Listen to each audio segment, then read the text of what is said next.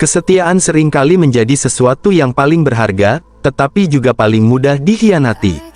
Di balik seragam pramugari yang dikenakannya, tak seorang pun di Langit Biru Airlines mengetahui bahwa Su Anlan adalah pewaris tunggal maskapai tersebut.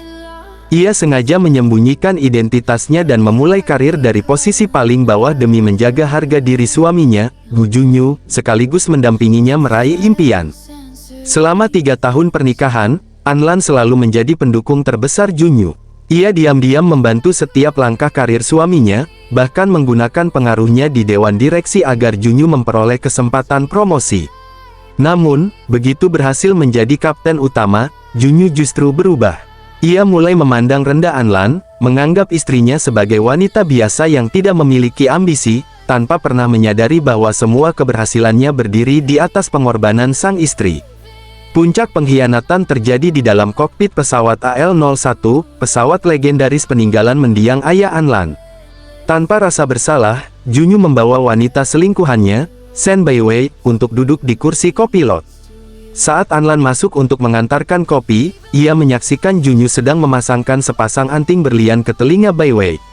Anting itu merupakan hadiah ulang tahun pernikahan mereka yang dibeli menggunakan uang Anlan, tetapi kini diberikan begitu saja kepada wanita lain hanya agar serasi dengan seragamnya. Keserakahan Baiwei tidak berhenti sampai di situ. Dengan angkuh, ia mencopot 12 aturan keselamatan penerbangan yang ditulis tangan oleh mendiang ayah Anlan, lalu membuangnya ke tempat sampah. Tak lama kemudian, ia juga menjatuhkan kotak hitam peninggalan sang ayah hingga hancur berkeping-keping. Ketika Anlan memprotes sambil menahan air mata, Junyu justru membentaknya. Baginya, semua peninggalan itu hanyalah barang tua yang tidak lagi memiliki nilai. Penghinaan berlanjut dalam sebuah acara lelang amal bergengsi. Di sana dipamerkan sebuah kalung berlian merah muda peninggalan mendiang ibu Anlan yang sempat hilang setelah kecelakaan bertahun-tahun lalu. Menggunakan kartu operasional perusahaan, Junyu memenangkan lelang dengan harga fantastis hanya untuk menghadiahkan kalung itu kepada Baiwei. Ketika Baiwei dengan ceroboh hingga membuat tali kalung tersebut putus, Anlan yang tak lagi mampu menahan amarah langsung menamparnya. Bukannya menyadari kesalahan, Junyu justru membalas menamparkan Anlan di depan ratusan tamu. Ia menghina istrinya sebagai wanita manja, kasar, dan pencemburu. Pada saat itulah Anlan memutuskan bahwa pernikahan mereka telah berakhir. Ia segera memerintahkan tim hukumnya menyiapkan gugatan perceraian. Merasa memiliki segalanya, Junyu semakin arogan. Dalam reuni alumni Universitas Dirgantara, ia mempermalukan Anlan di depan banyak orang dengan menuduh istrinya sengaja menolak memiliki anak selama 3 tahun pernikahan mereka. Namun, kesombongan itu runtuh keesokan harinya. Saat rapat pleno Dewan Direksi dimulai, Junyu datang dengan keyakinan bahwa ia akan memecat Anlan dari perusahaan. Langkahnya terhenti ketika melihat Anlan telah duduk di kursi ketua Dewan Direksi, dikelilingi para pemegang saham. Dengan suara tenang, Anlan mengumumkan pemberhentian Junyu dari jabatan CEO dan kapten utama. Junyu berusaha melawan dengan alasan dirinya masih memiliki 51% saham hibah perusahaan. Namun, tim hukum keluarga Su segera membacakan isi surat wasiat mendiang ayah Anlan. Dalam klausul tersebut disebutkan bahwa seluruh saham hibah akan otomatis dicabut dan kembali kepada ahli waris apabila terjadi perceraian akibat pelanggaran moral yang dilakukan penerimanya. Dalam hitungan menit, seluruh kewenangan Junyu lenyap. Ia dan Shen Baiwei kemudian diusir dari gedung kantor oleh petugas keamanan. Kehidupan Junyu runtuh dalam semalam. Baiwei membawa kabur sisa tabungannya, memutus semua komunikasi, dan meninggalkannya dalam kemiskinan. Dalam keputusasaan, Junyu datang ke kediaman keluarga Su untuk memohon maaf. Namun, yang menemuinya hanyalah kepala pelayan keluarga. Di hadapan Junyu, sang kepala pelayan akhirnya mengungkap rahasia yang selama ini disembunyikan Anlan. 3 tahun sebelumnya, saat penerbangan latihan hampir berakhir dengan kecelakaan akibat kesalahan fatal Junyu, Anlan mengambil alih kendali pesawat dan menyelamatkan seluruh awak. Dalam insiden itu, tubuh Anlan tertusuk pecahan logam yang merusak saluran reproduksinya secara permanen. Sejak saat itu, ia tidak lagi dapat memiliki anak.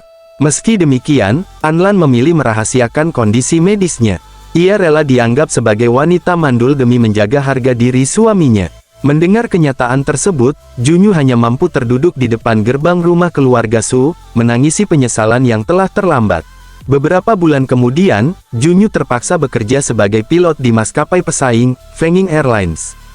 Dalam salah satu penerbangan domestik, pesawat yang dikemudikannya diterjang badai petir hebat. Demi membuktikan kemampuannya, Junyu mengabaikan instruksi menara pengawas dan memaksa pesawat menerobos awan cumulonimbus. Keputusan itu berujung bencana. Pesawat mengalami kerusakan serius dan kehilangan kendali. Kebetulan, Anlan berada di dalam penerbangan tersebut sebagai penumpang. Menyadari situasi darurat, ia segera memasuki kokpit dan menemukan Junyu yang sudah kehilangan kendali. Tanpa ragu, Anlan mengambil alih kemudi. Berbekal pengalaman dan teknik terbang yang diwariskan ayahnya, ia berhasil mengendalikan pesawat keluar dari badai dan melakukan pendaratan darurat dengan selamat. Sesaat setelah pesawat berhenti di landasan, Anlan menyerahkan dokumen hasil penyelidikan kepada otoritas penerbangan. Dokumen tersebut membuktikan bahwa lisensi terbang Shen Baiwei diperoleh secara ilegal melalui manipulasi data yang melibatkan Gu Junyu.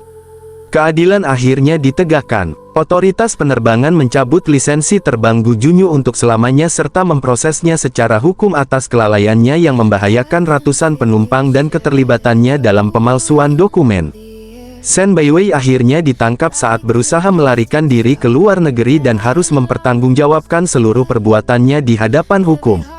Sementara itu, babak baru dimulai bagi Langit Biru Airlines. Bersama kopilot baru yang profesional dan dapat dipercaya, ia melangkah menuju kokpit untuk meneruskan warisan ayahnya, membawa Langit Biru Airlines terbang semakin tinggi. Pelajaran yang dapat kita ambil adalah, jangan pernah mengkhianati orang yang tulus menemanimu berjuang dari bawah demi kesenangan sesaat.